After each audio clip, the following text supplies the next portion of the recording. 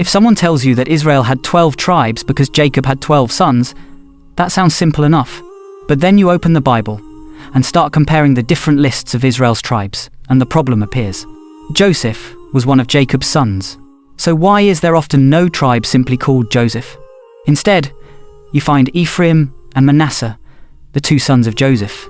This has led to different explanations among Bible readers, historians, and religious commentators.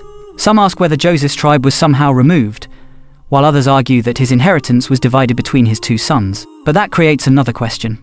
If Joseph became two tribes, shouldn't Israel have 13 tribes? So why does the Bible continue to speak about 12 tribes? Here is a simple way to understand the problem. Imagine a father has 12 sons and gives each son one family inheritance. That gives you 12 family portions.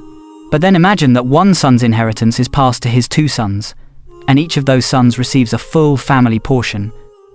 Now the original arrangement has changed. That is essentially the question we have to solve when studying Joseph. The answer is found in what Jacob did with Joseph's two sons, Ephraim and Manasseh. And once we understand that decision, we can finally understand why Joseph seems to disappear from the familiar list of Israel's tribes. Chapter 1. Joseph did not lose his tribe. Joseph did not lose his place among the tribes of Israel. The reason his name is often missing is connected to what happened to his inheritance. Joseph had two sons in Egypt, Ephraim and Manasseh. Near the end of Jacob's life, Joseph brought them before him. In Genesis chapter 48, Jacob did something unusual. He adopted Ephraim and Manasseh as his own sons. This gave them the same inheritance status as Jacob's other sons.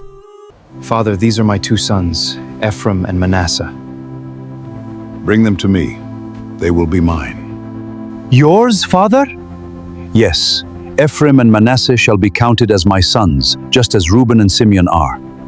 And that decision changed the way Joseph's inheritance would be counted.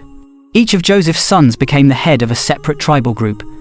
Manasseh became one tribe, and Ephraim became another. So instead of Joseph receiving one tribal inheritance under his own name, his inheritance was represented through his two sons. This is why Joseph is often described as receiving a double portion. Jacob also gave an important blessing. Manasseh was the older son, but Jacob deliberately placed his right hand on Ephraim, the younger son, giving him the greater blessing. This later became significant because Ephraim grew into one of the strongest tribes in the northern kingdom of Israel. Chapter 2. How one son became two tribes. Jacob's adoption of Ephraim and Manasseh meant that Joseph's family received two tribal positions instead of one. They were not simply small sections of Joseph's tribe. Each became a distinct tribal group with its own territory. To understand this more clearly, imagine a father dividing his family inheritance. So Joseph gets the inheritance? Joseph has two sons. Then they both receive something? Yes, that's right. They share it. Instead of treating them as one branch, they are recognized as separate heirs. So Joseph didn't lose his inheritance? No. His inheritance continued through his two sons. That is essentially what happened with Ephraim and Manasseh. Joseph has not been excluded. His family has actually received two branches of the inheritance. This explains the biblical expression, house of Joseph. Rather than referring to a separate third tribe alongside Ephraim and Manasseh, it can describe Joseph's descendants collectively, particularly these two tribal branches. So when Joseph's name appears to disappear from a list, his family has not disappeared with it. Joseph's inheritance continued through Ephraim and Manasseh, and together they represented the house of Joseph. Chapter 3. Then, why are there still only 12 tribes? Now we reach the question that naturally follows.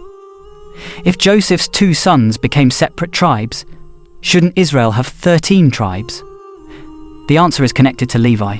The Levites were set apart for religious service and did not receive one large territory like the other tribes. Instead, they received cities throughout Israel. Wait, Joseph had two tribes, Ephraim and Manasseh. Levi was also one of Jacob's sons, so shouldn't that make 13? That would seem logical. Then how do the lists still say 12? Because Levi was treated differently when the land was divided. The Levites did not receive one large territorial inheritance like the other tribes. So Ephraim and Manasseh could both be counted separately? Yes. And Levi could be excluded from the normal territorial count. So when the land was divided, Ephraim and Manasseh could be counted separately, while Levi was not counted as an ordinary land-inheriting tribe. This helped maintain the traditional number of 12. It also explains why biblical tribal lists do not always contain the same names. Some include Levi, some include Joseph. Others list Ephraim and Manasseh separately. The list can change depending on what the biblical writer is emphasizing. Chapter 4. Why does the Bible sometimes call Joseph a tribe? But another question remains. If Joseph's inheritance was represented through Ephraim and Manasseh, why does the Bible itself sometimes use the expression tribe of Joseph? The answer is that Joseph's name could be used collectively for his descendants. Look at this list. It mentions Joseph, but another list mentions Ephraim and Manasseh. So which one is correct? Both can be correct. The names are being used differently depending on the purpose of the passage.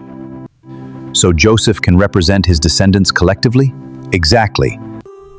This is also why Scripture uses the expression house of Joseph. It could refer to the larger family represented by Ephraim and Manasseh. The different tribal lists show that the names could vary depending on the purpose of the passage. Revelation chapter 7 is a good example because it includes Joseph and Manasseh while leaving out Ephraim and Dan. Historically, Ephraim and Manasseh became important tribes. Manasseh held territory on both sides of the Jordan, while Ephraim occupied a central region. Eventually, Ephraim became so powerful that its name could even be used as a name for the northern kingdom of Israel. So the use of Joseph, Ephraim, and Manasseh in different passages does not automatically mean that the Bible is presenting three separate territorial tribes. The context matters. Chapter 5. The final answer: where is Joseph? So now we can return to the original question. Why is there no ordinary tribe simply called Joseph?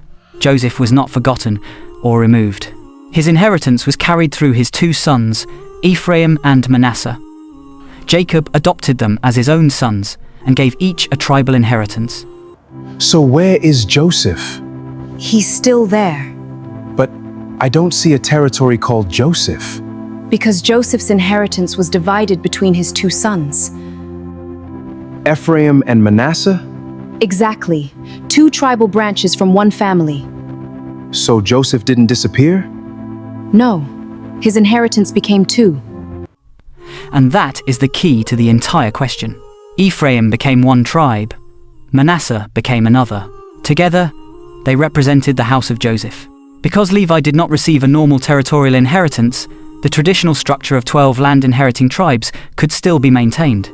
So when one biblical passage mentions Joseph, while another mentions Ephraim and Manasseh, we should consider the context rather than assume a contradiction. Joseph represents the larger family, while Ephraim and Manasseh represent its two tribal branches. Joseph did not disappear from Israel. His inheritance became two. That is why the better question is not, where did Joseph's tribe go? It is, why did Joseph receive two tribal inheritances instead of one? And the answer begins with Jacob adopting Ephraim and Manasseh as his own sons. Thanks for watching, and see you in the next video.